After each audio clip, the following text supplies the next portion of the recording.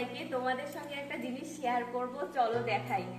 দেখো, আমি মোহনের জন্য এই বাঁশিটা বানিয়েছি। এই বাঁশিটা এরকম ছিল না, পুরো প্লেন যেরকম একটা বাঁশি হয় সেরকমই ছিল।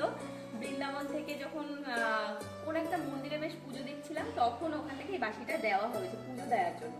তো সেই মতে আমি বাড়িতে নিয়ে এসেছি। তারপর ভাবলাম মোহনের হাতে যদি বাকিটা একটু সাজিয়ে দেওয়া যায় তাহলে বেশি ভালো লাগবে। আর নিজের হাতে করতে পেরে তো আরো বেশি ভালো লাগে, নিজের হাতে করে দেবো সেটা তো আরো বেশি ভালো লাগে। দেখো আমি মোহনের হাতে দিচ্ছি কেমন লাগে। এখনো এই জায়গা দিয়ে একটু লটকা দেবো, তাহলে এটা আরো একটু ফুটবে, এখনো হয়নি কমপ্লিট। তাই কত ভালো লাগছে দেখো বাঁশিটা। আর মোহনের হাতেই মনে হয় বাঁশিটা একদম বানিয়েছে, পারফেক্ট লাগছে একদম।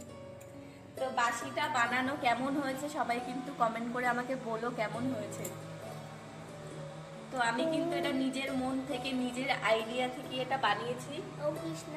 আর আর একটা কথা শুনবে, এটা কি দিয়ে বানিয়েছি। আর এটা বানাতে কিন্তু আমি বাইরে থেকে কোনো কিছুই কিনিনি, যা ছিল ঘরে। আর শুনবে একটা মজার কথা, আমাদের যে মাধব, সেই মাধবের একটা ড্রেস ছিল, ড্রেস কিনেছিলাম, সেই ড্রেসটা পুরো ছিঁড়ে গেছে, মানে সেটা পরার মতো না। তো আমি কি করবো, ড্রেসটা ফেলে তো দেবো না। তো ড্রেস থেকে ফুলগুলো নিয়ে, এই লেসগুলো নিয়ে, স্টোনগুলো নিয়ে এই বাঁশিটা তৈরি করেছি। তাহলে বলো কেমন হয়েছে আইডিয়াটা।